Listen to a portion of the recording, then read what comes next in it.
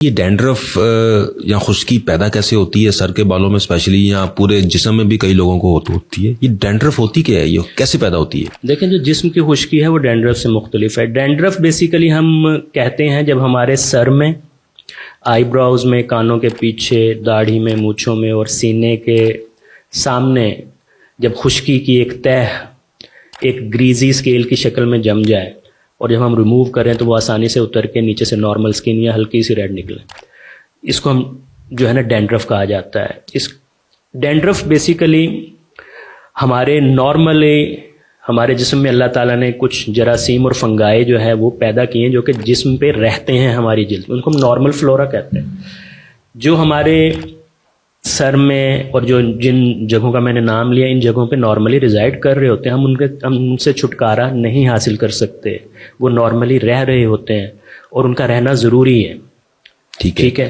ہوتا یہ ہے کہ جب کسی وجہ سے، اب وجہ کیا ہو سکتی ہے، اس میں ہمارے سر اور داڑھی کی جلد میں، سینے کی جلد میں چکنائی زیادہ پروڈیوس ہو رہی ہو، وہی جیسے میں نے پہلے آپ کو بتایا کہ چکنائی بنانے والے غدود ہیں وہ ہائپر ایکٹیو ہو، تو وہ موقع فراہم کرتے ہیں اس فنگس کو گرو کرنے کا. جب یہ ریپڈلی گرو کرنے کا، اور پھر یہ گرو کر کے اس سارے سر کو اور جو میں نے حصے بتائے ان کو لپیٹ میں لے لیتی ہے.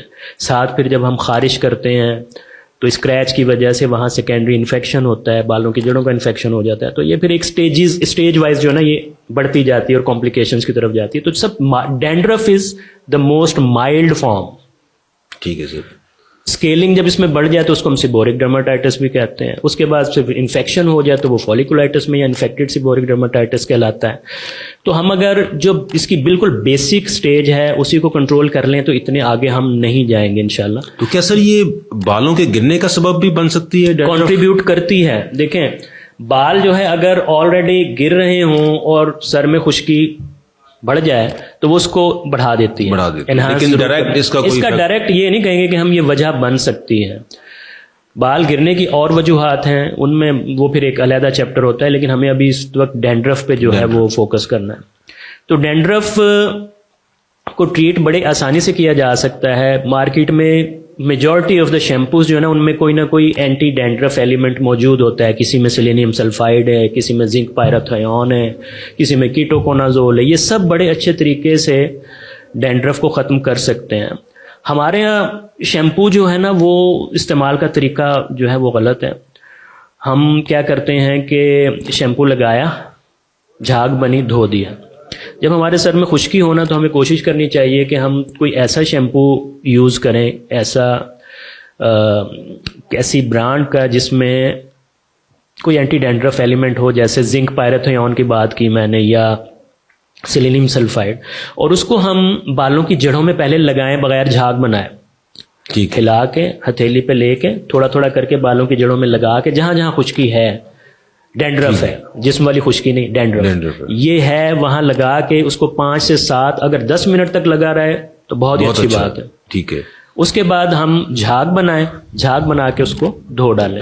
تو اس عمل سے کیا ہوگا کہ اس کی گروتھ جو ہے نا، اوور گروتھ، وہ کنٹرول میں آ جائے گا. یہ نہیں کہ ہوگا کہ خشکی ختم ہوگی، وہ جو ہے وہیں رہے گی فنگس جو اس خشکی کو کاز کرتی ہے. تو اس میں ہم یہی ہے کہ اس کی گروتھ کو کنٹرول کر سکتے ہیں.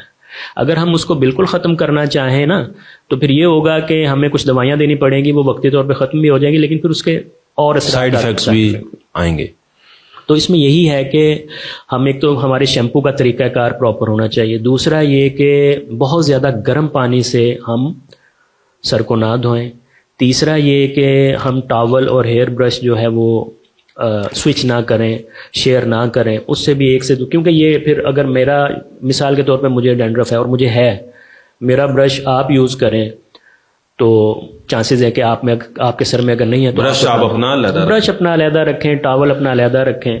تو اس سے جو ہے نا اس کو کنٹرول کیا جا سکتا ہے. اور دوسرا یہ کہ جو میں نے بتایا شیمپو، اس کو پراپر طریقے سے یوز کیا جائے تو یہ انڈر کنٹرول رہتی ہے.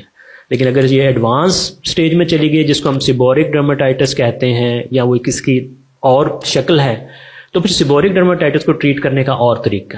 اس کے لیے پھر ہم ڈفرینٹ چیزیں بتاتے ہیں. تو کیا سر شیمپو جو ہے یہ روز کرنا چاہیے انسان کو, یا یہ اس کا بھی کوئی طریقہ کار ہے؟ شیمپو جو ہے ڈاکٹر صاحب وہ بیسیکلی ڈٹرجنٹ ہی سمجھیں آپ. شیمپو جو ہم یوز کرتے ہیں اس کا مطلب ہوتا ہے کلینزر. ہم نے کلینزنگ کرنی ہے اپنے سر کی جلد کی یا جو بھی ہیری ایریاز ہیں ان کے جلد, تو اس کو ڈیلی کرنا میرا خیال ہے زیادتی ہوگی.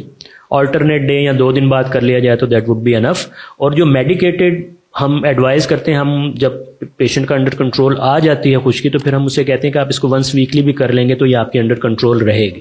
یعنی کہ ڈیلی شیمپو جو ہے وہ بھی نقصان دہ ہو وہ بھی سکتا ہے, بالوں کی کہ آپ 1-2 دن بعد اس کو جو ہے جی ہاں بالوں کے ٹیکسچر کو ڈیمیج کرے گا, اسکن کو اور زیادہ وہ ڈرائی کرنے کا سبب بنے گا, اور ظاہر ہے پھر اس میں جب بالوں کے ٹیکسچر کو ڈیمیج کرے گا تو بال ڈرائی ہو جائیں گے, لسٹر لیس ہو جائیں گے, ویک ہو جائیں گے, گریں گے. تو مختلف پہلو اس میں دیکھ کے اس حساب سے ہمیں جو ہے وہ یوز کرنا چاہیے. اینٹی ڈینڈرف شیمپو ڈھونڈنا ذرا مشکل کام ہے, تو اس میں گھریلو ٹوٹکا کیا ہو سکتا ہے سر؟ کون سی چیز جو ہے وہ اس کو کنٹرول کر سکتی ہے یا کم کر سکتی ہے؟ جی بالکل. اصل میں اس میں مختلف لوگ چیزیں استعمال کرتے ہیں. دیکھنے میں آیا ہے کہ کچھ لوگ دہی اور تیل کو مکس کر کے لگاتے ہیں سر میں.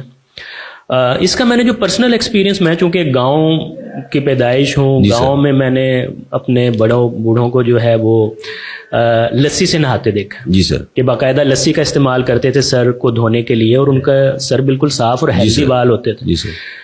اس کے پیچھے بھی یہی مت ہے کہ لسی میں چکنائی بھی تھوڑی بہت ہوتی ہے اور دہی کا بھی ایلیمنٹ ہوتا ہے, تو اس سے جو ہے وہ سر دھونا کافی سود مند ہوتا تھا. تو یہ کیا جا سکتا ہے اگر کسی کے گھر میں لسی وافر مقدار میں ہے. اب تو خیر پینے کو بہت کم ملتی ہے, اگر نہانے, لیکن ہمارے دیہات میں ابھی بھی لسی کا استعمال بہت زیادہ کیا جاتا ہے. نہانے کے لیے اگر ہے تو وہ کر لیں, تو کوئی ایٹ لیسٹ اس کا ان چیزوں کا نقصان نہیں ہے نا. مثال کے طور پہ ہم مثال کے طور پہ اگر کوئی اپنے طور پہ کوئی دوائی لوشن لگا لیں, کوئی شیمپو یوز کرنا شروع کر دیں, اس کا تو ڈیفینیٹلی کوئی نہ کوئی نقصان بھی ہو سکتا ہے. اب دہی اور تیل اگر لگاتے ہیں ہم یا لسی سے نہاتے ہیں تو اس کا ایٹ لیسٹ نقصان تو نہیں ہے. ایک اور ریمیڈی جو ہے نا, اس کو میں نے پرسنلی دیکھا ہے, کچھ لوگ یوز کرتے ہیں جن میں جو ہوتا ہے نا ایسیٹک ایسڈ, سرکہ جو ہوتا ہے, جی سر, سنتھیٹک سرکہ جو ہے نا, اس کو بہت ڈائلیوٹ کر کے جو ہے وہ سر میں اگر لگایا جائے اس مقدار میں کہ سر کو چبھن نہ ہو, کیونکہ ایسیٹک ایسڈ ہے. جی سر. تو اس کو ڈائلیوٹ اتنا کیا جائے کہ اس کی چبھن محسوس نہ ہو سر میں, اور اس کو تھوڑی دیر لگا کے دھو لیا جائے تو اس سے بھی خشکی جو ہے وہ کم ہو جاتی ہے. اگر یہ بھی مطلب کرنا چاہیں آنکھوں کو بچا کے, تو یہ بھی کافی سرکے کا استعمال بھی سود مند ہو سکتا ہے اس میں پتلی کنڈیشن میں, اس کو مزید پتلا کر کے اس کو ڈائلیوٹ کر کے اگر لگایا جائے. سر بہت شکریہ.